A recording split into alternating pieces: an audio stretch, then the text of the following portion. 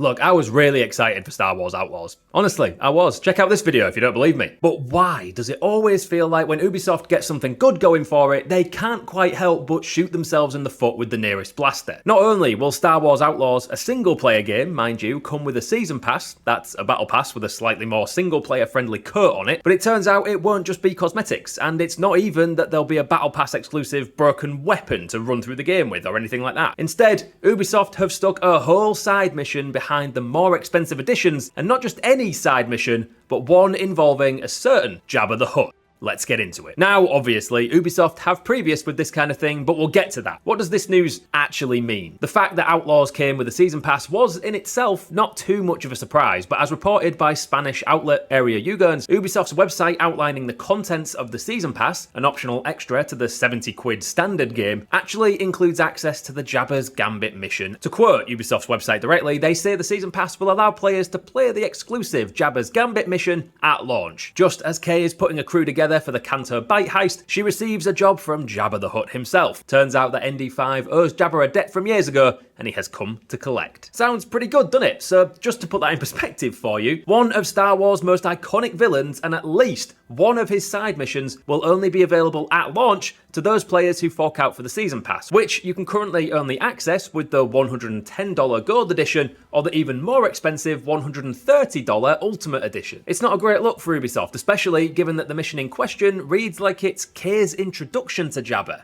or at least the segue into her working with him. Something Ubisoft haven't made clear is just how much of the Jabba the Hutt missions will be locked behind a season pass purchase. But they have said in the past that players would be able to work for and betray, should the feeling take them, the crime lords. So how does that work if you don't have the season pass? Is there a completely different introduction to the Hutts if you don't have the season pass? Do you even get to directly communicate with him without one? It is, if nothing else, the kind of deal Jabba the Hutt himself would be proud of dreaming up. The biggest problem for Ubisoft is that even if Jabba's missions are available to players who decide they don't want to spend money on a season pass, it's incredibly obvious that players who plump for the standard edition are essentially going to be locked out of what looks like a fairly important and undoubtedly incredibly popular mission, unless they pay for it. A mission that has already been developed and put into the game. It just has an extra paywall to climb over for seemingly little reason other than to push players to the more expensive option for fear of missing out on Jabba entirely. Now, in the interests of being fair, the Gold and Ultimate editions do come with a few other bits to entice players in. The $110 Gold edition comes with 3 days of early access alongside the Season Pass, which is a whole other annoying trend I wish publishers would let die, but that's another video entirely. And the $130 Ultimate edition comes with all of that, as well as some actually just about acceptable paid bonuses in the form of cosmetics, the Rogue Infiltrator bundle and the Sebak Shark bundle, and the digital art book. And look, if we're honest, is it likely Ubisoft will have locked the entire Jabba the Hutt storyline and his missions behind another paywall? Really, I think no. It would be the biggest middle finger imaginable to standard edition players, so I think it's much more likely we get captured by him or invited into his syndicate in a different way, and this side mission simply gives you access to the big man a bit earlier than you otherwise would, with a decent side mission thrown in to boot. Now that would seem a bit fairer, wouldn't it? But I've got to ask the question,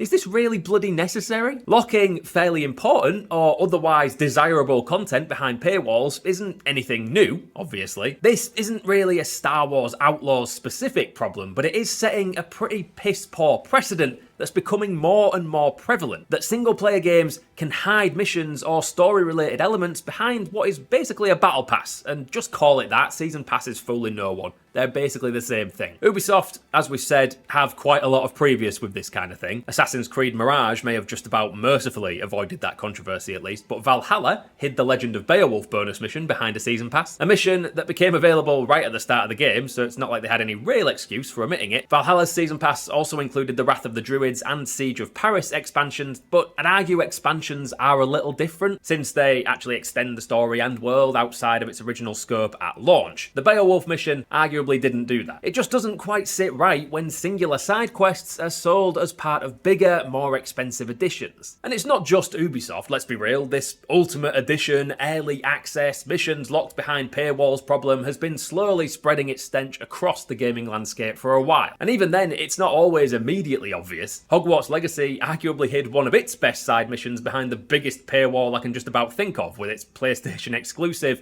the Haunted Hogsmeade Shop mission, which, by the way, still isn't available to Xbox players almost a year and a half after release. Made worse by the fact that it was arguably the most well put together, genre-bending side mission in the entire game. The only difference here is that PlayStation players got that mission for nothing extra, but Xbox players who didn't want to buy a PlayStation, and the game again, got nothing. It's not a great feeling, is it? And I'm not writing this video to crap on all DLCs and expansions. If you're adding missions post-launch that expand on the game and develop the worlds you've built, then obviously you should be paid for that work. Handled well, these can enrich games with extra content and keep players playing a game long after its original appeal would have worn off. But Outlaws isn't playing that game. This isn't just a bonus mission hidden behind a paywall, it's a bonus mission hidden behind a paywall at launch. A bonus mission hidden behind a paywall at launch that happens to include one of Star Wars' most iconic and recognisable villains in a new IP and direction for the series. A bonus mission behind a paywall at launch that's already been made, is included with every other edition of the game except for the standard one, removed from the standard edition it seems for little reason other than to push players to accept the more expensive editions. A misguided cutting of content at best, a blatant attempt to pull more cash out of standard players at worst. And Star Wars Outlaws could still be an excellent game, and I'm hoping it is. We've been starved of Star Wars stories outside of the Jedi versus Sith, especially in games, for far too long. It'd be a shame to see all the hype and goodwill take a hit for reasons outside of the actual developers of the game's control. But this kind of thing is only getting more prominent, and it's only going to get worse unless we start to push back against it. Fingers crossed the public outcry